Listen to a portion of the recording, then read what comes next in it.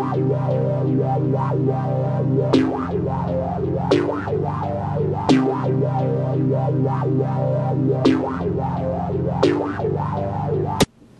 there, guys. I'm here today with attorney Michael Cindrich, who's very graciously offered his time to help out, help us young people out with basically some tips as far as DUIs and that whole sphere of nastiness goes.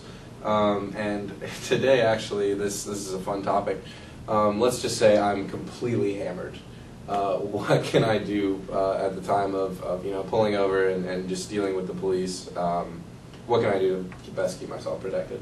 Well, first off, I'm sure that you weren't driving hammered. Well, yeah, but so maybe the first thing is don't get in your car and drive when you're hammered. But if you've had a few too many and for whatever reason you're in a position where you're driving and you get pulled over, what do? Well, the first thing you need to know. The only thing that you're required to do immediately upon contact is identify yourself to the officer. If they ask for registration, proof of insurance, you want to give them that. You want to give them your driver's license as well. Be aware of what you're doing. If you're hammered, try not to show it. Don't fumble with your driver's license. Don't fumble with your other paperwork. Identify yourself to the officer. Don't consent to anything. Don't consent to field sobriety tests. Don't consent to a breathalyzer. The only thing that you are required to do under California's laws is to provide a blood or a breath sample when asked by law enforcement. It's called the implied consent law.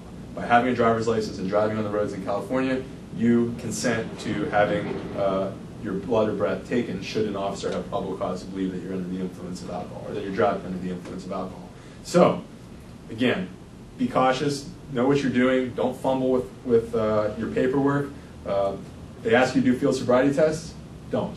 You're not required in California to perform field sobriety tests. You might think, hey, I can do a good job on these, but usually when you're thinking that, you're wrong, because they're going to look at anything, any little thing that you do in the field sobriety test. Again, you might perform 95% of them perfect, but that little 5%, they're going to highlight those things and say, this person's under the influence. So make them take you to the station. Don't do any field sobriety tests at the site. Don't do a breathalyzer at the site. Make them take you to the station. Now, when they take you to the station, they're going to ask you for a blood or a breath sample. And this is something that they're required to do, is give you the option between blood and breath. Generally speaking, it's a good idea to do the blood sample.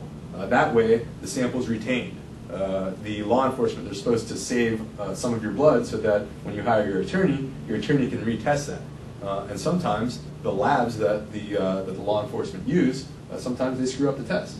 So it's a good idea to do a blood test. However, if you've been using any type of drugs, if you've been smoking weed, any other type of drugs, it's a good idea to do the breath test. Because obviously, if you do the blood test, they're going to be able to run a drug panel on the blood that you've given to determine whether or not you may have been under the influence of drugs as well.